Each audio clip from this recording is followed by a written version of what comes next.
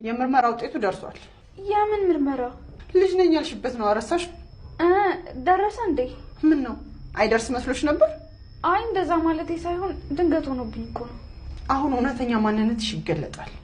እትዬ እኔ ምንም የሚገለጥ ማንነት የለኝም። በሰው መረጃ ልጅ ነኝ ከማለት በላይ ምን የተደበቀ ነገር አለ? እትዬ ቅድም በተናገሩት ንግግር እስካሁን እየተረበሽኩኝ ነው ያለሁት። ሌላ ነገር ሳይጨምሩ ያሰናብቱኝ። ጭራሽ ነገረኛ ነሽ እያልሽ ነው? ኧረ እኔ እንደሱ አላልኩም። ትሰሚያለሽ? ነገ ጠዋት ውጤት የምንቀበልበት ቀን ነው። የትም ሳትንቀሳቀሽ እዛ ሆስፒታል እንጠብቂ። እሺ እትዬ። ቤተክርስቲያን ወስደሽ መለሽኝ አይደል? በጣም አመሰግናለሁ። ምን ነው እህቴ እጅሽን መሳም ያስከፋሽ እንዴ? አይ እሱን አይደለም። በሽ ነኝ ቶሎ ቶሎ እንሂድ። እንዴት አልጂ? ሌሊት ያስደወልኩልሽ ናፍቀሽኝም አይደል? ሌሊት ማወራን አይደል? እሱማ እኔ ቆየሁት እኮ እንቅልፍ ጥሎኝ ነው። እየተጨነቅሽ አድረሽ ነው አይደለ? ወይ አባዬ ደግሞ ምን ሆኜ ነው እና ምን አለ? ስትመጣ እንደምፈልጋት ንገራት አለኝ። እሺ እሄዳለሁ።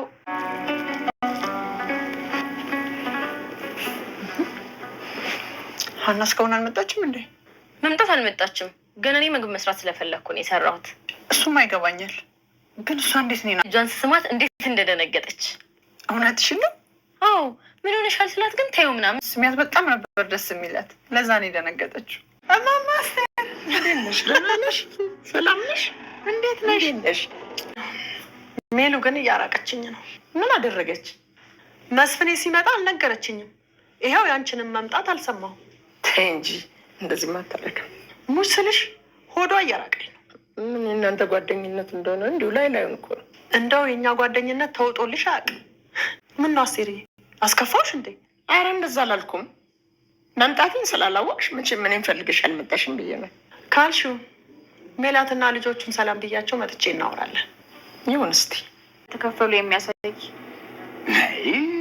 ሀና ምን አሁን የአባትሽ ጤና ነው የሚቀድመው? የእሱ መረጃ ምን ያደርግልሻል? እሱ ምንም እኮ አይሰራልሽ። ምን ያደርግልሻል ማለት ምን ማለት ነው? ሕክምናው እኮ እየተደረገ ያለው ለአባዬ ነው። እንዴ ታዲያ ቢሆንስ ምን አገናኘው? ለአባቴ ስለሚደረገው እያንዳንዱ ሕክምና የማወቅ መብት እንዳለኝ ታውቃለህ? አንዴ ተነጋግረን ምንም ተነጋግረን የጨረስነው ጉዳይ የለም። ሁሉንም ነገር እንድትነግረኝ እፈልጋለሁ። እውነታውን ማወቅ እፈልጋለሁ። ሀና እንደ ግመል ሽንት ወደኋላ እየተመለስሽ ያገኘሽውን እድል ባታዋክኝ ጥሩ ይመስለኛል። ምን እያልከኝ ነው? አየሽ እና ዶክተሩ ተፋጠጡ። ሀና ለአባቴ እያንዳንዱ ለህክምናው መረጃ እንዲሁም ደግሞ ለተገዛለት መድኃኒትም ቢሆን እያንዳንዱ ደረሰኝ እፈልጋለሁ። አንተ እዚህ ጋር የተቀመጥከው በሀቅ ልሰራ አይደለ ወይ? ስለዚህ እያንዳንዱ ደረሰኝ የማየት ሙሉ መብት አለኝ በማለት እንግዲህ አስጨንቀዋለች። ዶክተሩም እንግዲህ አሁን ላይ አባትሽ እንዲታከም ከፈለሽ አንቺ ዝም ማለት አለብሽ በማለት እንዲሁም ደግሞ የምርመራው ውጤት ሳይመጣ ነገሮችን አባትሽን አሳክመሽ መጨረስ አለብሽ፣ ካለዚያ ግን የአባትሽ ሕክምና ሊቋረጥ ይችላል በማለት እንግዲህ ሲያስፈራራት አይተናል። ሌላው እንግዲህ ወይዘሮ ባዩሽ ወደነ ወይዘሮ ሜላት ቤት ተከስታለች። እንዲሁም ደግሞ ከሀና አያት ጋር ተገናኝተው ነበር። እንግዲህ የሀና አያትም ወይዘሮ ባዩሽ በጣም ኃይለኛና ነገረኛ እንደሆነች ነው እንግዲህ የተናገረችው። ምክንያቱም ያንቺና የወይዘሮ ሜላት ጓደኛ ለብ ለብ ነው በማለት እንግዲህ ስትናገር አይተናል።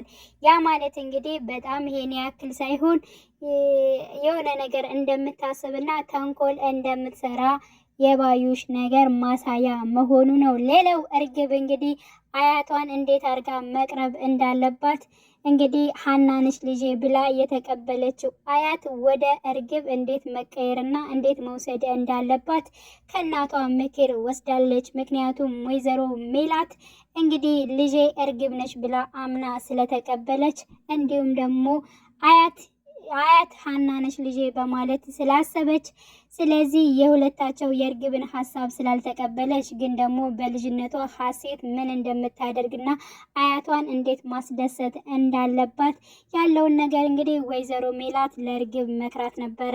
እርግብም በጧት ተነስታ አሁን ላይ አያቴ ቤተ ክርስቲያን እንሂድ በማለት ቀስቅሳታለች።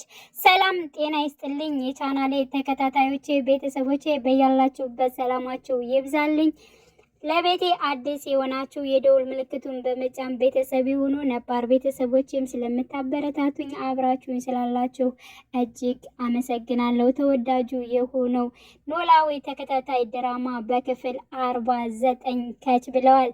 እንግዲህ ዛሬው ፓርት ላይ እንግዲህ ውጤት ደርሷል። ስለዚህ ነገ ጧት መታችሁ ማየትና ማረጋገጥ ትችላላችሁ በማለት እንግዲህ ከወይዘሮ ሜላት ጋር ደውሎ ዶክተሩ ነግሯታል።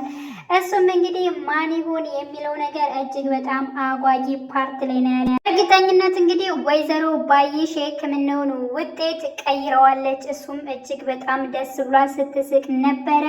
እርግብም ምን ሆኖች ነው አክስቴ እንደዚህ የምትፍለቀለቂው በማለት ጠይቃት ነበር።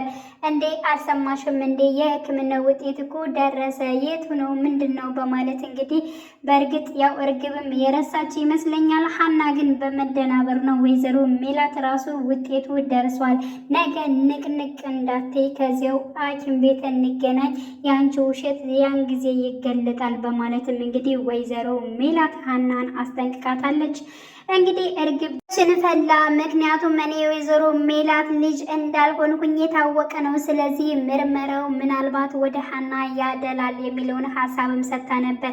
ምንድነው እንደዚህ የምትጨነቂ? ሁሉን ነገር እኔ አስተካክየዋለሁ፣ ምንም የሚፈራ ነገር የለም በማለት እጅግ ደስ ብሏታል። በቃ ውጤቱ አለቀ ማለት በቃ አንቺ ራሱ ማንም ሰው አይጠራጠርም፣ እንደ ልብሽ ትቀመጫለች፣ ስራችንን በደንብ እንሰራለን በማለት እንግዲህ ወይዘሮ ባዩሽ ለእርግብ ትነግራታለች።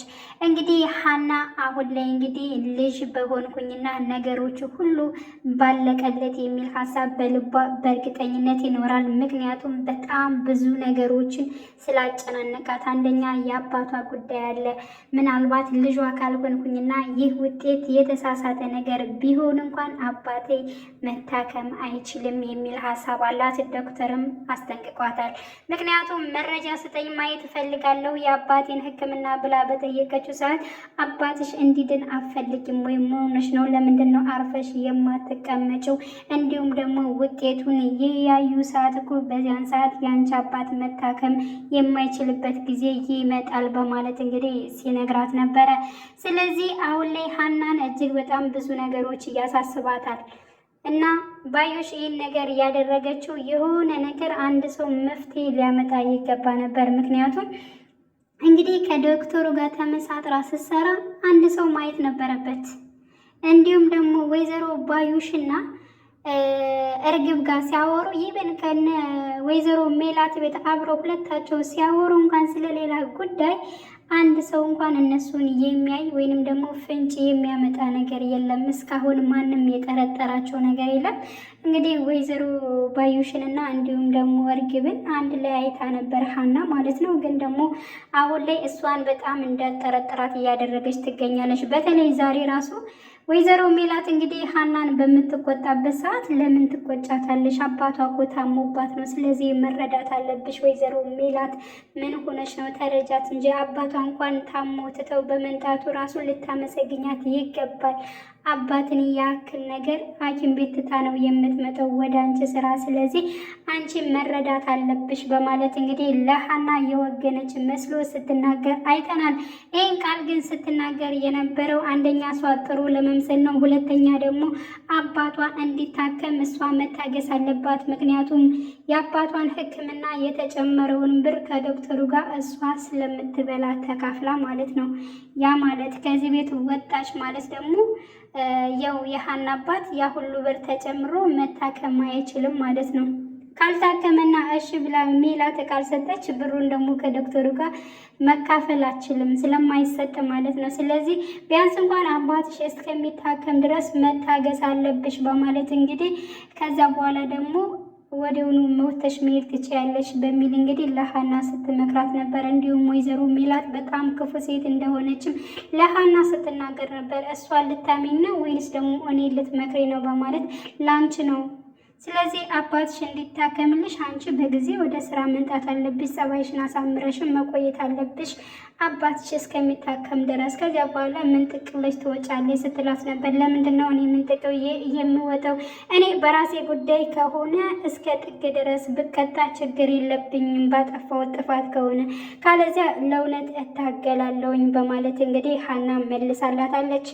አሁን ላይ እንግዲህ የሀንቾ በጣም ብዙ ችግሮች አሉባት። የአባቷ ጉዳይ እንደገና ደግሞ እዚህ ቤት ያለው ነገር በተለይ እንግዲህ የውጤቱ እንትን ወደ እርግብ ስለሚሆን ውሸታምና ሀሰተኛ እንደሆነች እንዲሁም ደግሞ ለብር ብላ ያንን ነገር እንዳደረገች አድርገው ነው የሚያስቡት ማለት ነው።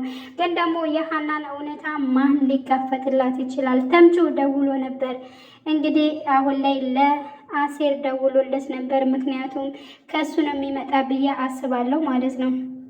ምክንያቱም ያንን ብር የት እንዳገኘውና ያንን ሁሉ ብር አምጥቶ ለአሴር እንደሰጠው በሌላ ጊዜ እናወራለን ብሎ አልጠየቀውም አሴር ማለት ነው። ስለዚህ አሁን ሁለታቸው ከተገናኙ ከተምቹ ነው የሚመጣው ብዬ አስባለሁ። ተምቹ ምናልባት ወይዘሮ ባዩሽን ተጨማሪ ብር ይጠይቃታል።